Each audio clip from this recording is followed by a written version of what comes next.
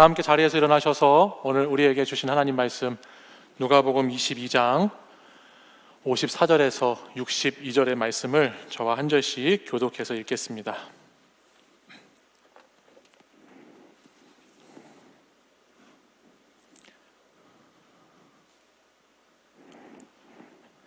예수를 잡아 끌고 대제사장의 집으로 들어갈새 베드로가 멀찍이 따라가니라.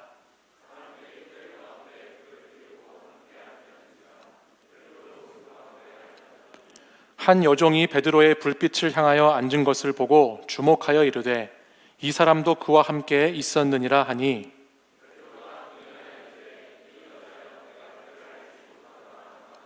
조금 후에 다른 사람이 보고 이르되 너도 그 도당이라 하거늘 베드로가 이르되 이 사람아 나는 아니로다 하더라.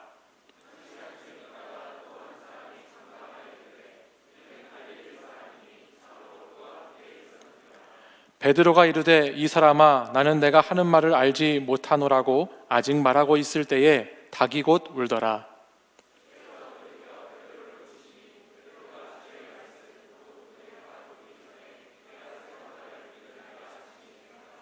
함께 읽지요.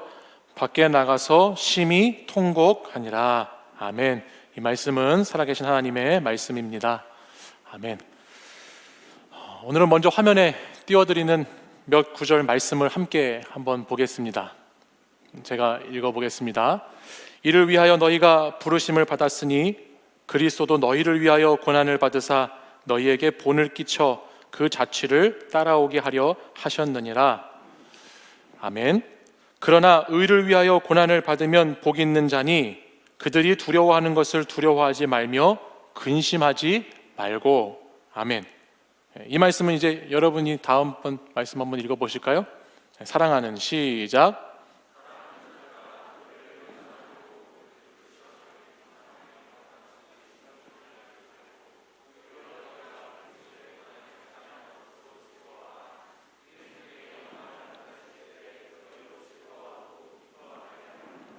아멘.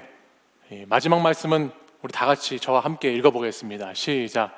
모든 은혜의 하나님 곧 그리스도 안에서 너희를 부르사 자기의 영원한 영광에 들어가게 하신 이가 잠깐 고난을 당한 너희를 친히 온전하게 하시며 굳건하게 하시며 강하게 하시며 털을 견고하게 하시리라. 아멘. 여러분, 지금 우리가 4절의 말씀을 저와 함께 읽어보았는데 혹시 이 말씀이 성경 어디에 기록된 말씀인지 혹시 아시는 분이 계실까요? 오늘이 고난주일인데요, 제가 고난주일을 이렇게 준비하면서 신약 성경에 고난이라고 하는 단어가 어디에 가장 많이 들어있을까라고 하는 것을 말씀을 한번 찾아보았습니다. 아무래도 신약 성경의 복음서를 제외하면 신약 성경 말씀의 가장 많은 부분을 차지하고 있는 것이 바울 서신이기 때문에 우리가 잘 알듯이 바울이 예수 그리스도의 복음을 전하면서 참 많은 박해와 핍박을 받았기 때문에 이 고난이라고 하는 것을 바울의 서신에서, 바울이 쓴 편지에서 많이 찾을 수 있지 않을까라고 생각했을 수도 있지만 그렇지 않았습니다. 신약 성경의 고난이라고 하는 단어를 찾아보면 조금 의외인 것이 뭐냐면 베드로 서신에서, 베드로가 쓴 편지에서 이 고난이라고 하는 단어가 가장 많이 나오는 것을 보게 됩니다. 앞에 우리가 읽은 4절의 말씀 모두는 베드로 전서의 2장, 3장, 4장, 5장에 나오는 베드로 전서에 기록된 말씀이다라고 하는 것입니다. 베드로의 편지에는 그 누구의 편지보다 고난과 시험과 거부와 핍박에 대한 말들이 많이 기록되어 있습니다.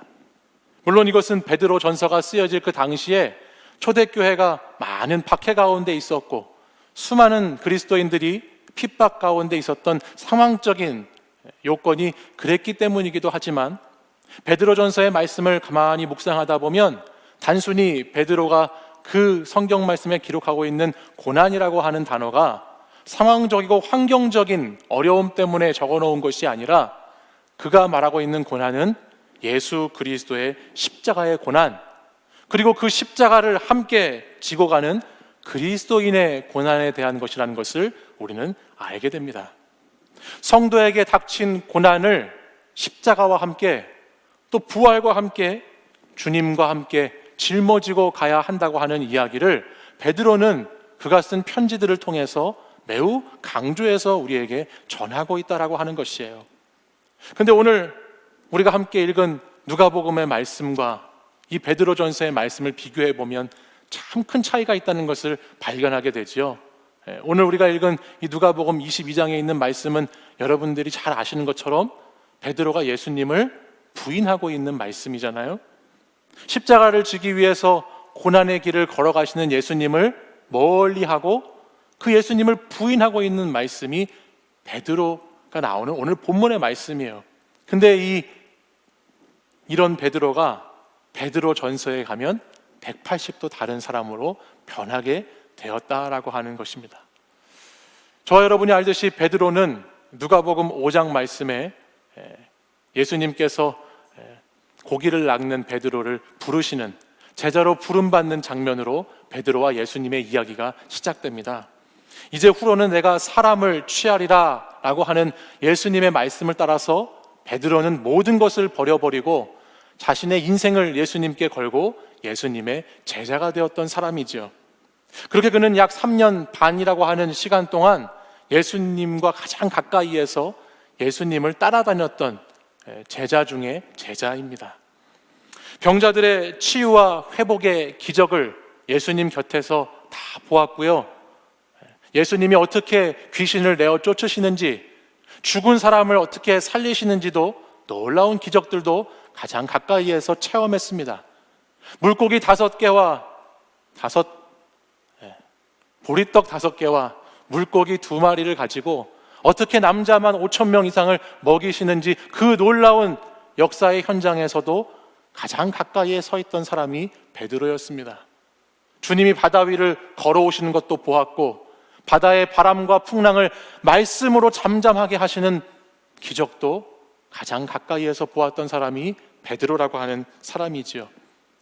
예수님이 계셨던 곳이라면 언제나 베드로는 함께 있었고 예수님이 가시는 곳, 머무시는 곳, 주무시는 곳, 식사하시는 곳, 제가 생각했을 때는 심지어 용변 보시는 곳에서까지 베드로는 아마 예수님과 가장 가까이에서 주님과 함께 했었을 것이라는 생각이 듭니다.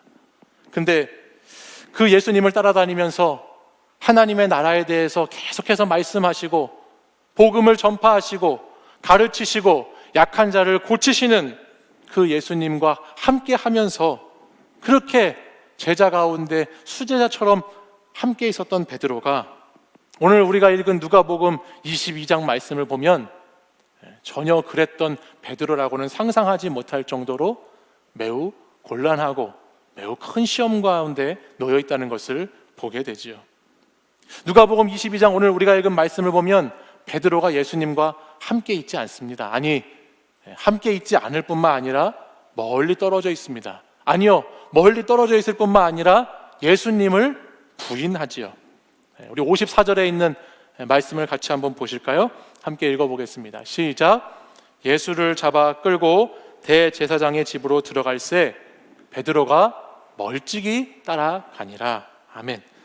예수님과 가장 가까웠던 사이였던 사람, 예수님께 가장 바짝 붙어 있었던 사람인 베드로가 지금 예수님으로부터 멀찍이 떨어져서 뒤따라가고 있습니다. 또한 오늘 이어지는 본문 56절, 58절, 59절의 말씀을 보면 베드로는 3번이나 걸쳐서 너 예수님을 알지 않냐고, 너 예수님과 함께한 사람이 아니냐고 묻는 그 사람들의 질문 앞에 나는 모른다고, 나는 한패가 아니라고, 나는 정말 그 사람을 알지 못한다라고 예수님을 부인합니다. 마태와 마가복음에서는 베드로가 이 예수님을 부인하는 이 장면을 말씀하면서 그냥 예수님을 모른다고 한 것이 아니고 나는 예수님을 모른다라고 하는 것뿐만 아니라 부인하고 맹세하고 저주하면서 그렇게 예수님을 거절했던 베드로의 모습을 우리에게 알려주지요. 우리가 생각하기에 베드로 정도라면, 여러분이 아시는 베드로 정도의 배짱이고 베드로 정도의 열정이고 베드로 정도의, 여러분 그래도 베드로는 몇 걸음이었지만 바다를 걸어보았잖아요. 그 정도의 믿음이 있었던 사람이라면 오늘 끝까지 의리를 지켰을 법도 한데, 그래도 십자가에 같이 달리지는 않았다 할지라도 예수님 곁에서 그래도 끝까지 자리를 지켰을 것 같아야 되는데, 베드로는 그렇지 못한 모습을 보여주고 있습니다. 저는 오늘 말씀을, 이 고난 주간을 이제 통해서 이 고난에 대한 말씀을 묵상하면서 오늘 말씀을 이렇게 보는데, 말씀 묵상하는 가운데 베드로가 오늘 이 22장 54절 이하에서 예수님을 부인하는 말씀이 기록되어 있잖아요. 근데 이 예수님을 부인하는 베드로가 부인하기 전에는 과연 그 전의 이야기는 무엇이었을까라고 한번 성경 말씀을, 복음서 말씀을 한번 찾아봤어요. 그 말씀을 찾아보다 보니까 예수님을 대제사장의 뜰에서 부인하고 있는 이 오늘 본문 바로 전에 어떤 말씀이 있냐면, 누가복음 22장 39절에는 이런 말씀이 기록되고 있어요. 예수께서 나가사 습관을 따라 감람산에 가심에 제자들도 따라갔더니 라고 말씀이 기록됩니다. 그러니까 39절 이하부터 하나의 큰 단락이 베드로가 예수님을 부인하기 전에 있었던 사건을 우리에게 보여주고 있다는 것이죠. 베드로의 부인 전에 예수님과 제자들이 어디에 있었다고요? 감람산에 있었습니다. 감람산은 여러분이 한 번쯤 들어보셨을 텐데, 예수님께서 낮에는 성전에서 제자들을, 또 사람들을 가르치셨고, 밤에는 이 감람원이라고 하는 산에 가셔서 쉬셨다 성경이 기록합니다. 감람산은 예수님께서 영적인 쉼을 쉬셨던 장소, 예수님께서 하나님과 교제하셨던 장소가 감람산이라고 하는 곳이에요. 근데 이 감람산에 오늘 말씀을 보니까 습관을 따라서 예수님이 제자들을 데리고 가셨다고 기록하지요. 그러니까 아마도 예수님과 제자들은 이 감람산이라고 하는 곳에 자주 올라가시면서, 자주 그곳에 가셔서 그 한적한 곳에서 주님은 제자들에게 말씀을 가르치기도 하시고, 제자들과 영적 교제를 나누기도 하시고, 또 쉼을 청하기도 하시면서 그곳에서 이렇게 제자들과 함께 보내셨던 장소라는 것을 보게 됩니다. 그런데 바로 이 감람산에서 베드로가 예수님을 부인하기 전에 두 가지 사건이 일어납니다. 두 가지의 사건 에피소드가 있어요. 저는 묵상을 하는 가운데 이 바로 감람산에 있었던 이 두 가지의 사건이 베드로가 예수님을 부인하는 그런 이유가 되지 않을까라고 하는 생각을 해보게 됐습니다. 그것이 뭐냐면, 먼저는 이것이에요. 감람산에서 베드로를 비롯한 제자들은 영적으로 잠들어 있었습니다. 성경을 보면 예수님께서 잡히시기 전에 마지막으로 제자들과 함께 기도하시기 위해 이 산에 올라가시죠. 그리고 그 기도하러 가신 그곳에서 예수님은 특별히 주님과 아주 가까웠던 세 명의 제자, 베드로와 야고보와 요한을 조금 더 가까이 불러서 데리고 가세요. 그리고 거기서 깨어서 기도할 것을, 간절히 같이 나와 함께 기도할 것을 요청하십니다. 아마도 예수님은 십자가의 길을 예비하시는 가운데, 준비하시는 가운데 자신과 3년 이상 함께한 제자들이 하나님의 뜻을 좀 이해하고 내가 짊어져야 하는 십자가의 고통을 좀 같이 함께 나누면서 기도로 힘을 얻어서 주님의 말씀에 순종하기를 제자들에게 기대하고 있었을 것이라는 생각이 듭니다. 근데 이들의 모습이 어떠했는지 여러분 아시죠? 마태복음 우리 26장에 있는 말씀을 한번 볼까요? 이 말씀 같이 한번 읽어보지요. 시작.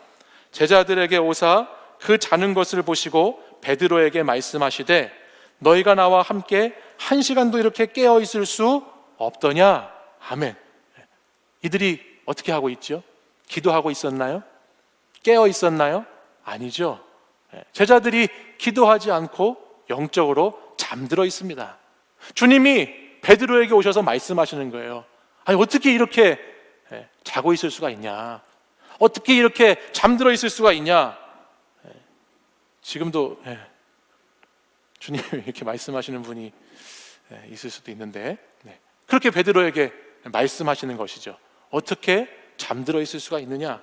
주님은 3번에 걸쳐서 제자들과 잠시 떨어져서 우리가 잘 아는 것처럼 땀이 핏방울이 되는 것 같은 기도를 드리셨는데, 그 시간에 여전히 제자들은 그 주님 곁에서 잠들어 있고 깨어있지 못한 제자들의 모습이 말씀에 전해지고 있습니다. 이것이 고난의 길을 걸어가는 예수님을 부인할 수밖에 없었던 베드로의 영적 실태, 영적 상태라고 하는 것을 우리는 말씀을 통해서 생각해 볼 수 있는 것이죠. 고난의 길, 십자가의 길을 걸어가시는 예수님, 그분을 따라가지 못하고 그분을 이해하지 못하고 그분과 동행하지 못하는 그 큰 이유 중에 하나는 영적으로 잠들어 있었기 때문이다라고 하는 거예요. 그리고 또 하나, 이 말씀에 이어서 두 번째 사건이 감람산에서 있습니다. 그것은 뭐냐면 예수님께서 유다와 함께 온 무리들에게 잡히시는 장면의 말씀이에요. 이제 그 뒤에 또 하나의 에피소드가 나오는데 예수님을 잡으러 온 대제사장의 종을 누군가 칼로 칩니다. 누가복음 22장 50절 말씀을 한번 보실까요? 이렇게 기록하고 있어요. 그 중에 한 사람이 대제사장의 종을 쳐 그 오른쪽 귀를 떨어뜨린지라 말씀하지요.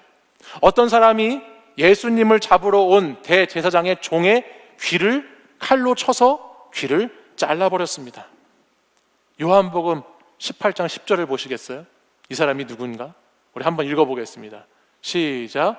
이에 시몬 베드로가 칼을 가졌는데 그것을 빼어 대제사장의 종을 쳐서 오른편 귀를 베어버리니 그 종의 이름은 말고라. 아멘. 지금 이 칼을 빼서 예수님의 귀를, 예수님의 귀가 아니죠, 예수님을 잡으러 온 대제사장의 종의 귀를 잘라버린 사람이 누구라고요? 베드로라고. 베드로.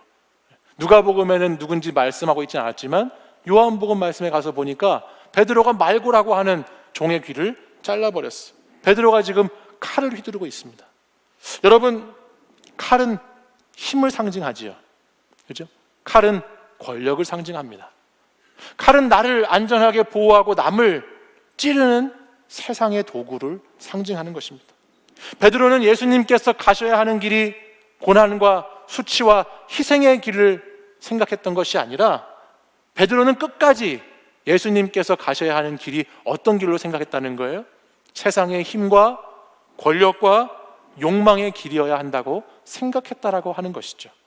그래서 예수님께서 세상의 왕들처럼 오셔서 칼과 몽둥이를 들고 자신이 어떠한 분이신지를 과시하면서 그 세상을 정복해 나갈, 세상을 다스려 나갈 예수님을 한껏 기대했기 때문에 베드로는 십자가를 지고 가시는 예수님, 십자가의 길을 걸어가시는 예수님은 한 번도 생각해 보지 못했다라고 하는 것입니다.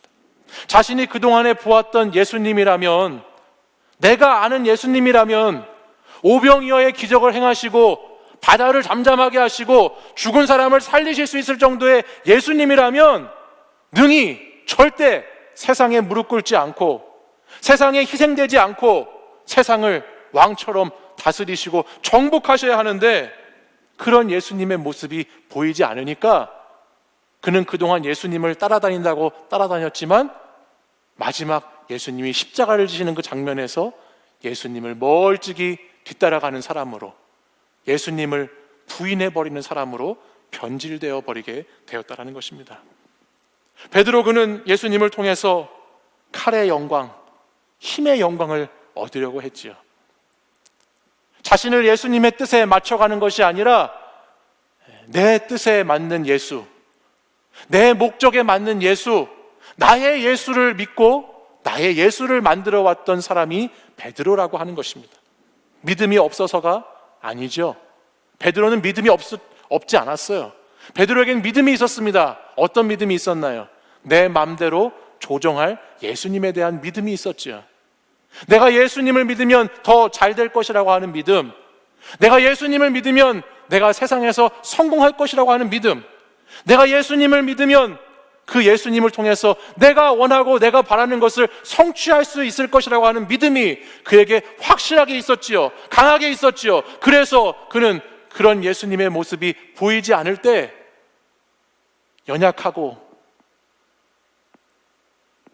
쓰러져 가고 매를 맞고 십자가의 비참히 그 길을 걸어가는 예수님을 볼 때 베드로는 그 예수님을 결코 따라갈 수가 없었다라는 거예요.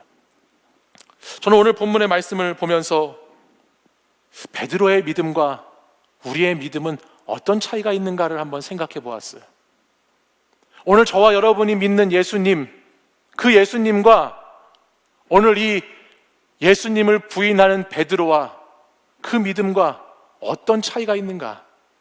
우리의 믿음은 베드로의 믿음과 무엇이 다른가를 생각해 보았습니다. 몇 주 전부터 여러분 사순절이라고 하는 이 절기를 저와 여러분이 함께 보내고 있어요. 그죠? 또 오늘은 고난주일이라고 하는 주일을 우리가 지켜가고 있습니다. 이제 앞으로 한 주간은 고난주간이라고 하는 기간이 우리에게 찾아오게 됩니다. 근데 여러분, 이 시간을 보내고 있는 오늘 여러분의 믿음은 어떤 믿음인가요? 여러분의 믿음이라고 하는 것은 깨어있는 믿음입니까? 아니면 잠들어 있는 믿음입니까? 매주일 교회에 나오고 신앙생활을 오랫동안 꽤 해왔던 것을 그대로 하고 있지만 여러분의 믿음이 주님의 뜻과 상관이 있는 믿음이신가요? 아니면 주님의 뜻과는 상관이 없는 믿음이신가요? 여러분이 믿고 있는 예수님은 과연 어떤 예수님이신가요? 여러분이 원하는 것을 이루어 주실 예수님이신가요? 아니면 예수님이 원하시는 것이 무엇인가를 여러분은 계속해서 고민하고 기도하고 찾고 있는 믿음의 사람들이신가요? 내가 필요할 때는, 내가 도움이 절실할 때는 그렇게 예수님을 찾고 붙잡으려고 했지만 오늘 내 뜻을 위한 칼이 사라져 버렸을 때, 내 뜻을 위한 칼을 칼집에 꽂으라고 주님이 말씀하셨을 때 더 이상 내가 따라가야 될 이유가 없다라고 예수님을 생각하고 계시는 분은 이 자리에 있지 않으신가요?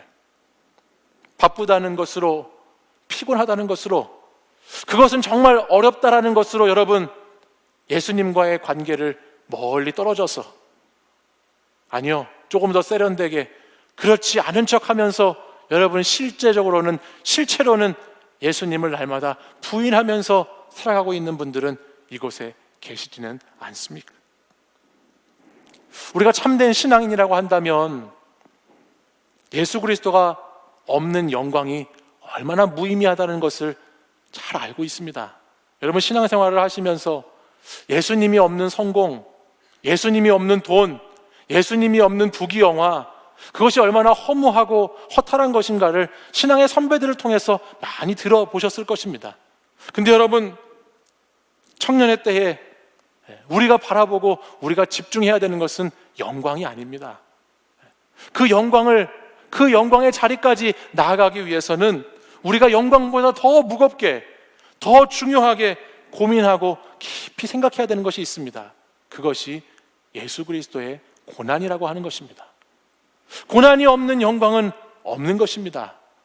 고난의 길을 통과해야, 그래야 우리에게 영광이 주어지게 되는 것이죠.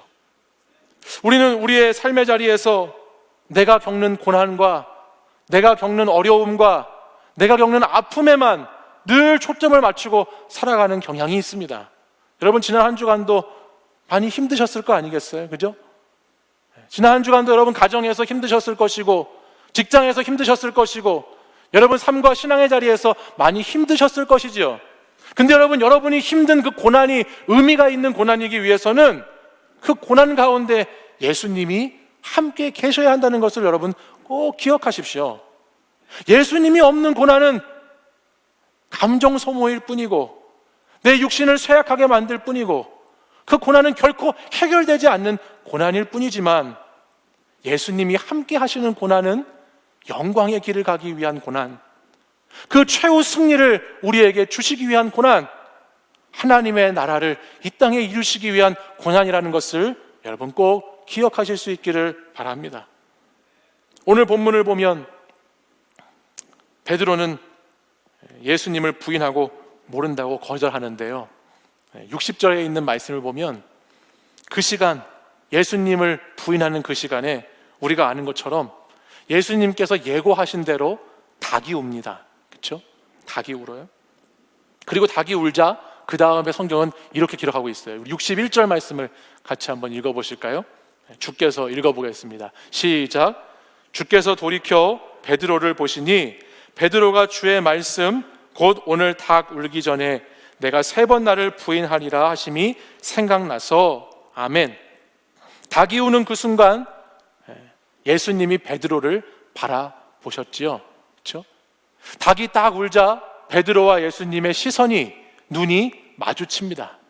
그리고 예수님이 하셨던 말씀이 베드로에게 생각나기 시작합니다. 예수님이 이미 다 전에 말씀하셨거든요. 그러면서 생각하는 거예요, 베드로가. 나는 예수님과 함께 하기 위해서 부름받은 사람이었는데, 나는 예수님이 특별히 나를 불러주셔서 나는 모든 것을 버리고 예수님을 따르겠다고, 예수님께 내 인생을 걸겠다고 다짐했고 그렇게 각오했던 사람이었는데, 아니 나는 예수님께서 가시는 곳이라면 바로 이 얼마 전에, 바로 이 부인하기 잠시 전에, 몇 시간 전에 주님이 오게 가시면 내가 오게도 함께 가고, 주님이 죽으러 가시면 나는 죽으러 가는 곳에도 함께 가고, 다른 사람들은 배신할지 모르지만 나는 절대 배신하지 않겠다고 그렇게 장담했던 사람이 나였는데, 내가 왜 이렇게 주님으로부터 멀리 떨어지게 됐을까? 내가 왜 이렇게 주님으로부터 멀리 떨어져서 주님을 그저 저렇게 바라보고만 있는 사람이 됐을까? 아니, 주님을 부인하는 사람이 됐을까? 주님을 모른다고 하는 사람이 됐을까? 베드로가 주님과 눈빛이 교환되자 그것을 깨닫기 시작합니다. 주님과 눈이 마주치자 자신의 모습에 직면하게 되는 거예요. 여기에 주님 말씀을 보면 주께서 돌이켜 베드로를 보시니라고 기록하지요. 주님이 보셨다라고 하는 거예요. 여기에 보다라고 하는 단어는 엠블레포라는 단어를 쓰는데요, 이 단어는 경멸의 눈으로, 분노의 눈으로, 못마땅한 눈으로 보는 것을 말하는 것이 아닙니다. 엠블레포라고 하는 이 단어는 사람의 겉모습을 보는 것이 아니에요. 사람의 외모나 사람의 능력이나 사람의 배경이나 그 사람의 실패를 보는 것이 아니라는 말입니다. 주님이 베드로를 보고 계시는 이 주님의 시선이 말하고 있는 이 단어의 뜻은 뭐냐면, 안타까운 심정으로, 사랑과 긍휼과 자비의 마음으로 그 영혼의 내적인 쓸쓸함, 그 영혼의 고독함, 그 영혼의 존재를 주님이 그윽한 눈빛으로 바라보고 계시는 것을 뜻하는 것이에요. 주님은 베드로를 그렇게 보시면서 너가 왜 나를 배신했냐고, 너가 왜 나를 모른다고 했냐고 베드로를 정죄하시는 눈으로 보고 계신 것이 아니라는 말입니다. 주님은 베드로를 끝까지 포기하지 않으시고 그 베드로가 어떻게 변화되어야 될 것인지를 기대하고 소망하시면서 끝까지 베드로를 사랑의 눈길로 바라보고 계시다고 하는 것이죠. 베드로를 보시면서, 그래 베드로야, 베드로야, 너가 나를 3번이나 부인하고 맹세하고 저주하면서 모른다고 했지만 그래도 네가 여기까지, 여기 대제사장의 집에 뜰까지라도 와서 여기서 있었던 그 모습만이라도 참 장하다. 여기까지 온 것도 참 잘했다. 내 믿음이 연약해서, 내 믿음이 부족해서 네가 지금은 나를 부인하고 나를 모른다라고 하지만, 그래도 그동안에 나는 너가 나를 얼마나 사랑했는지, 너가 나를 얼마나 잘 따라다녔는지, 너 마음에 얼마나 나를 많이 품었었는지를 나는 기억하고 있다라고 하는 눈빛으로 베드로를 보고 계시다라는 말이에요. 베드로를 주님은 사랑의 눈길로 보시면서 그렇게 베드로에게 다시 일어나라고, 다시 돌이키라고 주님의 눈빛으로 말씀을 하고 계신 것이죠. 누가복음 22장 32절에 보면 예수님은 베드로가 부인할 것을 예고하셨어요. 바로 이게 몇 구절 전의 말씀이잖아요. 우리가 54절부터 베드로가 예수님을 부인하는 장면이 나왔는데, 감람산에 있었던 그 장면, 바로 그 전에 있는 장면이 32절에 나오는 바로 이 장면이에요. 근데 베드로가 부인할 것을 예수님이 아시면서 베드로에게 뭐라고 말씀하시나요? 야, 부인할 너 어차피 나 모른다고 할 건데, 야, 너 실컷 그냥 혼내셨나요? 아니죠. 부인할 베드로를 주님은 아시면서도 이렇게 말씀하시죠. 그러나 내가 너를 위하여 어떻게 말씀하세요? 믿음이 떨어지지 않기를 기도하였다 말씀하시죠. 주님은 실패할 베드로, 자신과 멀리 떨어질 베드로, 자신을 부인할 베드로를 보시면서도 그 베드로를 위해서, 그 베드로가 믿음에 떨어지지 않기를 기도하고 계셨다라고 말씀하세요. 그리고 베드로에게 너가 돌이킨 후에는, 너가 회개하고 너가 통회하고 너가 다시 주님 앞에 돌아온 후에는 내 형제를 굳게 하는 자로 너는 쓰임받게 될 것이라고 그렇게 기도하시는 주님의 모습을 보여주고 있다는 거예요. 사랑하는 여러분, 베드로가 주님과 눈이 마주쳐지는 순간에 베드로는 이 말씀이 기억났어요. 이 말씀을 깨닫게 됐어요. 나는 연약해서 실패했지만, 나는 넘어졌지만, 나는 쓰러졌지만 주님은 여전히 내 믿음을 결과로 보지 않으시고, 내 믿음을 거기서 끝이라고 말씀하지 않으시고, 주님은 여전히 나를 과정 가운데 두시고, 여전히 나를 실패자로 보지 않으시고, 나를 기대하시고 소망 가운데 나를 위해 기도하고 계시는 주님이 계셨구나. 주님과 시선이 마주치자 베드로는 나를 위해, 연약한 나를 위해 기도하는 주님을 바라보기 시작했다라고 하는 것입니다. 그러니까는 베드로의 눈에서 뭐가 흐르죠? 눈물이 흐르죠. 그죠? 나는 주님을 모른다고 하는데, 나는 주님을 모른다고 맹세하고 저주했는데, 그럼에도 불구하고 나를 위해서 끝까지 기도하고 계시는 주님을 바라보자, 주님을 생각하자, 말씀이 기억나자 그의 눈에서 눈물이 흐릅니다. 통곡합니다. 오늘 본문 62절에는 베드로가 통곡했다라고 말하죠. 이 눈물은 잠깐 슬픔의 눈물이 아니었습니다. 감정에서 복받치는 눈물이 아니었습니다. 이 눈물은 말씀을 기억하고 흐르는 눈물이었어요. 이 눈물은 애통하는 마음으로 오랫동안 정말 어떻게 주체할 수가 없어서 그 주님의 그 사랑의 눈길이, 그 주님의 말씀이, 나를 위해 기도하신다는 그 음성이 나에게 계속 머물러서 흐르는 그런 눈물이었던 것이죠. 자신의 각오가, 자신의 믿음이 십자가의 주님이 아니라 자신과 세상을 향해 있었음을 깨달았을 때 그는 주님 앞에서 펑펑 울지 않을 수 없었다라고 하는 것입니다. 그렇게 눈물을 흘리고, 그렇게 베드로는 예수님이 걸어가신 길을, 예수님이 가신 그 길을 자신도 따라가는 삶을 살아가기 시작합니다. 그래서 오늘 저와 여러분이 처음 말씀을 시작하면서 읽었던 베드로전서 말씀 2장 23절, 24절에 가보면 베드로가 이렇게 말씀을 기록하고 있는데요. 우리 이 말씀을 같이 한번 읽어보겠습니다. 함께 읽어볼까요? 시작. 친히 나무에 달려 그 몸으로 우리 죄를 담당하셨으니 이는 우리로 죄에 대하여 죽고 의에 대하여 살게 하려 하심이라. 그가 채찍에 맞음으로 너희는 나음을 얻었나니 너희가 전에는 양과 같이 길을 잃었더니 이제는 너희 영혼의 목자와 감독 되신 이에게 돌아왔느니라. 아멘. 베드로는 이제 십자가를 완전히 이해한 사람이 되었어요. 십자가를 제대로 믿는 사람이 되었지요. 예수님과 눈빛을 교환하고 나서, 예수님의 말씀을 기억하고 나서, 예수님이 자신이 실패한 순간에도, 믿음이 없다라고 생각되는 그 순간에도 여전히 기도하시고 계셨던 예수님임을 깨닫고 나서 베드로는 그 십자가의 주님을 온전히 믿게 되었다는 말이에요. 전에는 길을 잃어버린 양과 같은 삶을 살았지만, 전에는 길 잃은 양처럼 어디로 가야 할지를 몰랐지만, 날마다 헤매는 인생을 살았지만, 예수님의 십자가를, 예수님이 가시는 그 십자가의 길을 바르게 믿고 나자 그는 목자 되신, 감독 되신 이에게 돌아오는 사람이 되었고, 그가 돌아온 후에 우리가 조금 전에 읽은 말씀처럼 형제를 굳건하게 세우는 믿음의 사람으로 끝까지 사명을 잘 감당할 수 있었다라고 하는 것입니다. 사랑하는 여러분, 저는 고난주간을 보내면서 우리도 베드로와 같이 주님을 바라봐야 된다라고 생각했습니다. 우리도 베드로와 같이 눈물로 주님 앞에 다시 나아가야 할 줄 믿습니다.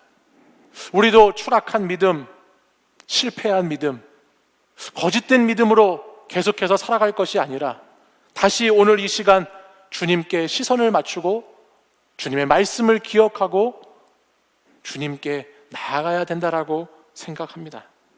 내가 기대한 예수가 아닐 때, 내가 믿는다고 했을 때에 내가 예상한 것보다 훨씬 좋지 않은 것들이 돌아오는 예수님을 만날 때, 아니 예수님을 믿음으로 인해서 내 삶에 고난이 가득하게 될 때, 그때 여러분 눈물 흘려 기도할 수 있기를 바랍니다. 예수님이 나를 도와주시지 않는 것 같을 때, 예수님이 나로부터 멀리 계신 것 같을 때, 예수님이 십자가를 함께 져야 한다고 말씀하실 때 기도할 수 있는 여러분이 되기를 바랍니다.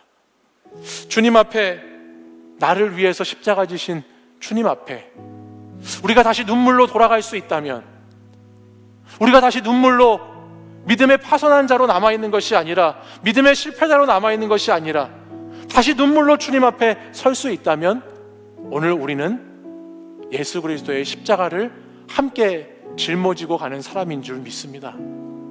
사랑하는 여러분, 주님의 손을 잡고 주님이 걸어가신 그 길 같이 걸어갈 수 있기를 간절히 소망합니다. 주님이 여러분과 함께 가고자 하시는 그 길은 여러분을 위해서 기도하면서 데리고 가시는 길이에요. 여러분 홀로 내버려 두시는 그런 십자가의 고난의 길이 아니라, 주님은 여러분을 위해서 기도하시면서 여러분이 그 길을 잘 걸어가실 수 있도록 함께 하시는 주님이시라는 것을 꼭 기억하십시오. 그리고 여러분의 각오가, 여러분의 고난에 대한 각오가 눈물과 함께 할 때, 그것은 영광을 바라보는 고난의 길이라고 하는 것을 꼭 잊지 마시기 바랍니다. 그리스도인으로서 고난의 시간을 살아간다는 것은 축복입니다. 그리스도인으로서 주님의 고난에 함께 참여할 수 있다고 하는 것은 큰 영광입니다. 여러분, 세상에서의 예수님 없는 고난이 아니라 예수 그리스도가 함께하는 고난, 예수 그리스도가 함께 걸어가는 그 길, 그것을 걸어갈 수 있는 저와 여러분이 되기를 간절히 소망합니다. 우리 시간 자리에서 일어나셔서 예수의 길이라고 하는 찬양을 함께 부르고 기도할 텐데요, 가사를 생각하시면서 우리 찬양하고 결단으로 기도하겠습니다.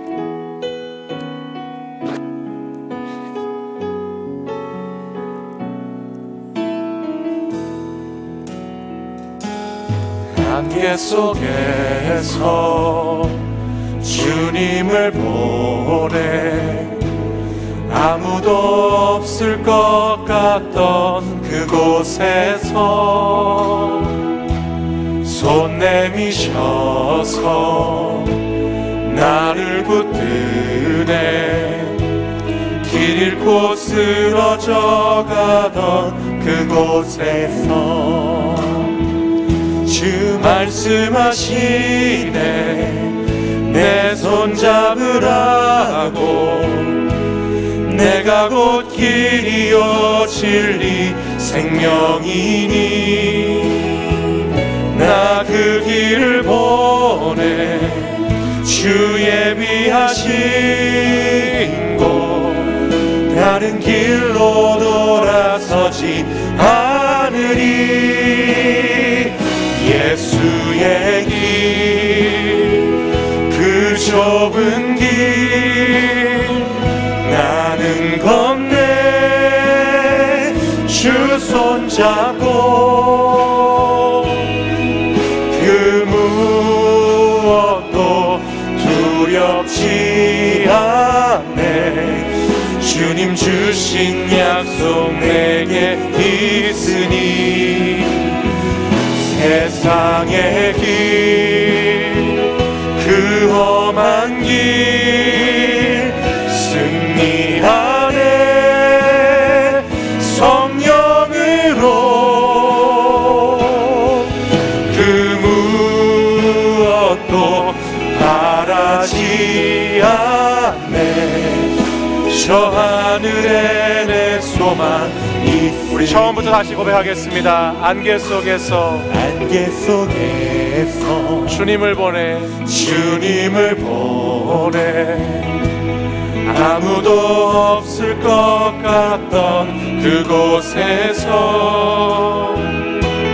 손 내미셔서 나를 붙드네 길 잃고 쓰러져 가던 그곳 다시 한번 고백할까요? 안개 속에서 안개 속에서 주님을 보내 아무도 없을 것 같던 그곳에서 손 내미셔서 나를 붙드네. 길 잃고 쓰러져 가던 그곳에 주 말씀하시네. 주 말씀하시네. 내 손 잡으라고. 내가 곧 길이요 진리 생명이니 나 그 길을 보내. 주 예비하신 곳 다른 길로 돌아서지. 우리 믿음으로 고백하겠습니다. 예수의 길, 예수의 길, 그 좁은 길, 나는 건네 주 손 잡고 그 무엇도 두렵지 않네. 주님 주신 약속 내게 있으니 세상의 길, 그 험한 길 승리하네. 성령으로 그 무엇도 바라지 않네. 저 하늘에 내 소망. 우리 다시 한 번 더. 예수의 길, 그 좁은 길, 그 좁은 길 나는 건네. 주 손 잡고 그 무엇도 두렵지 않네. 주님 주신 약속 내게 이 세상의 길, 세상의 길, 그 험한 길 승리하네. 하네. 성령으로 그 무엇도 바라지 않네. 저 하늘에 내 손. 우리 다시 한 번 더 큰 소리로. 예수의 길, 예수의 길, 그 좁은 길, 우리는 주님과 함께 걸어가기를 믿습니다. 주 손 잡고 그 무엇도 두렵지 않네. 주님 주신 약속 내게 있으니 세상의 길, 그 험한 길 승리하네. 성령으로 그 무엇도 바라지 않네. 저 하늘에 내 소망 있으리. 우리 이 시간 같이 함께 기도하기 원합니다. 이 시간 기도하실 때에 주님은 오늘 이 시간 저와 여러분을 십자가의 길로, 예수 그리스도의 길로 함께 걸어가자고 초청하시는 줄 믿습니다. 오늘 이 시간 우리가 아무것도 없는 것 같이 믿음의 실패자로 서 있던 그곳에서, 오늘 이 시간 우리가 세상 가운데에서 홀로 고독하게 외로움 가운데 홀로 씨름하고 있는 그곳에서 주님은 우리의 손을 다시 잡으시고, 주님은 우리의 눈을 다시 바라보시고 사랑과 긍휼과 자비의 말씀으로 내가 너가 믿음이 떨어지지 않기를 계속해서 기도했다라고 말씀하시며 우리와 함께 걸어가자고 말씀하십니다. 오늘 이 시간 주님의 그 약속의 말씀을 붙잡고 주님이 걸어가신 그 십자가의 길, 주님이 걸어가신 그 고난의 길, 저도 함께 걸어가기를 원합니다. 주님, 제가 영적으로 잠들어 있는 자, 영적으로 무너진 자가 되지 않게 하여 주시옵소서.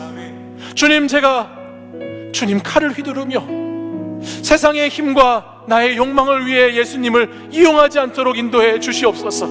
주님, 주님의 뜻을 따라서, 주님의 말씀을 따라서 주님 가신 그 십자가의 길 앞에서 멀리 떨어져서 주님을 부인하고 있는 죄인이 아니라 주님 가까이에서 내가 감당해야 될 십자가를 지고, 내가 져야 할 십자가를 지고 이 세상의 고난 가운데 맞서며, 이 세상의 환난 가운데 맞서며 주님 그 험한 길 성령 붙잡고 승리하여 나가기를 간절히 소망합니다라는 제목을 가지고 이 세월을 주여 세 번 부르짖고 간절히 합심해서 기도하겠습니다. 주여, 주여, 주여,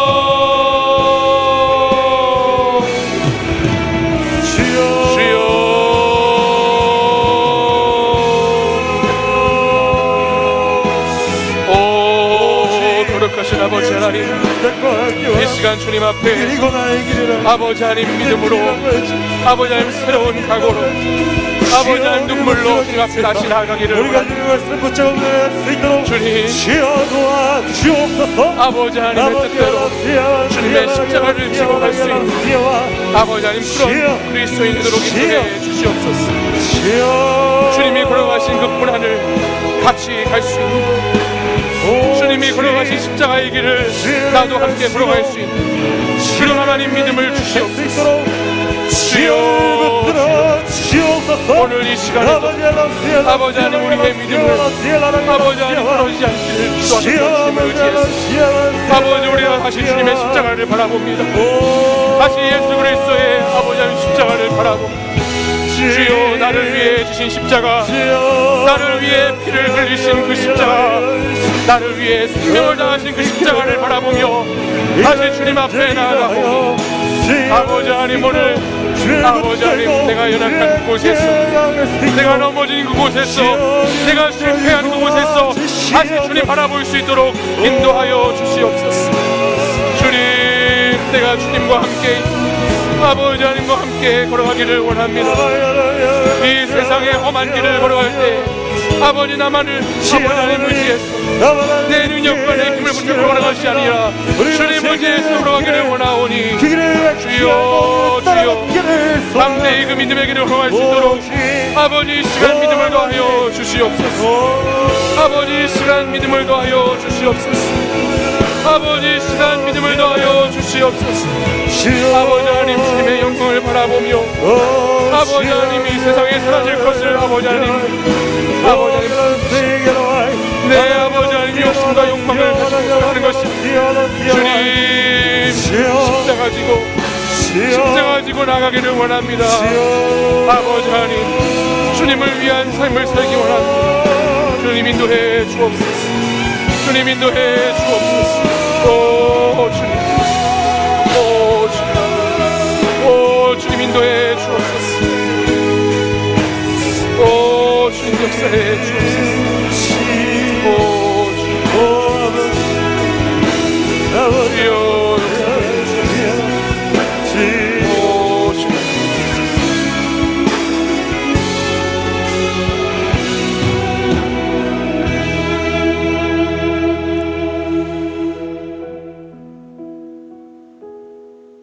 오늘 이 시간에도 사랑하는 주의 청년들을 부르셔서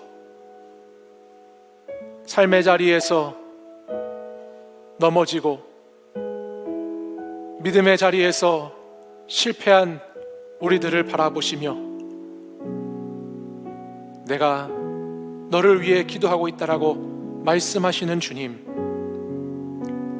오늘도 그 주님을 의지해서 주님이 지신 십자가, 그 십자가 나도 짊어지고 예수님께서 걸어가신 그 길 나도 따라가기를 이 시간 결단하며 기도하게 하시니 감사를 드립니다.